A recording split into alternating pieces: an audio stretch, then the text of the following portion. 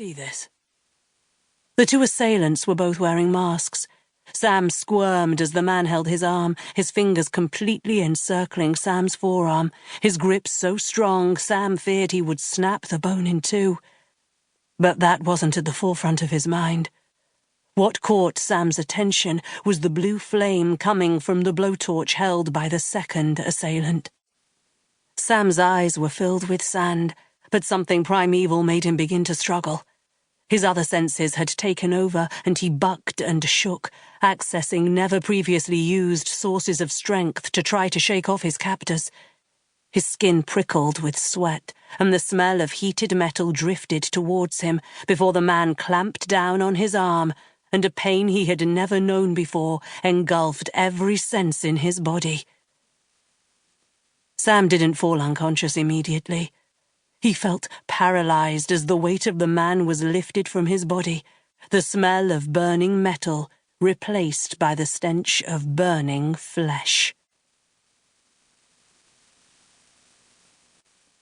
Chapter 2. At times like these, the decision to move in with her parents felt like a blessed decision for DI Louise Blackwell. She had the upper floor of the house in Sand Bay to herself, as well as a private entrance. But this morning she had decided to unlock the door to the adjoining staircase.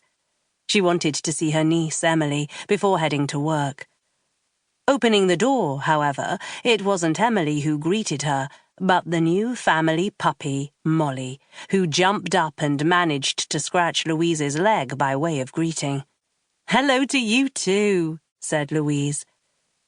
Louise loved the dog, but was thankful it lived downstairs with her parents and Emily.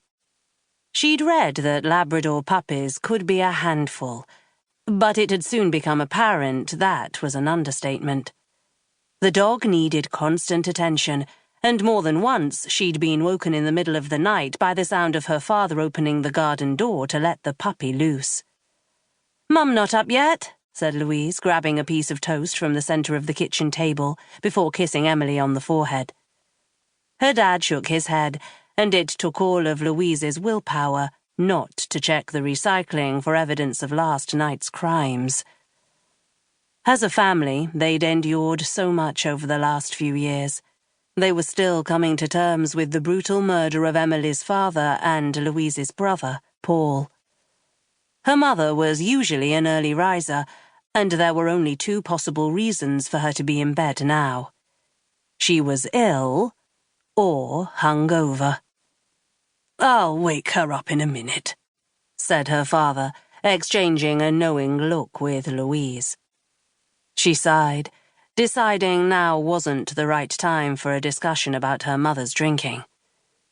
It always reminded her of Paul's descent into alcoholism, and that was something she didn't want to face. "What do you guys have planned for today?" "Beach," said Emily, bits of toast falling from her mouth. "I'm very envious," said Louise, kissing Emily once more and leaving before it became too hard to drag herself away. Another positive of the move from her old bungalow in Whirl was that the new journey into work took in a drive next to the sea. Working out of the purpose-built offices in Whirl, sometimes it was easy to forget she was living on the coast. The drives to and from work gave her a connection to the town.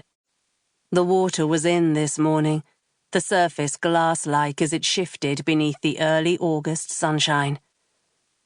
As she headed away from the seafront, Louise was once again envious of the freedom her parents and Emily would enjoy that day.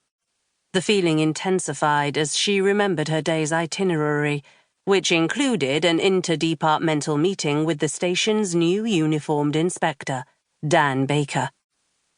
She took Locking Road towards Whirl, preferring the route through the town rather than the bypass.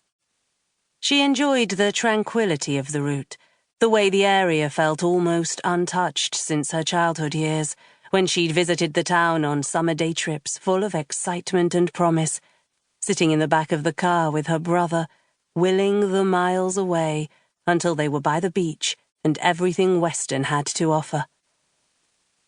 The sight of the black Skoda Kodiak in her rearview mirror interrupted her reminiscing. It was 4 cars behind.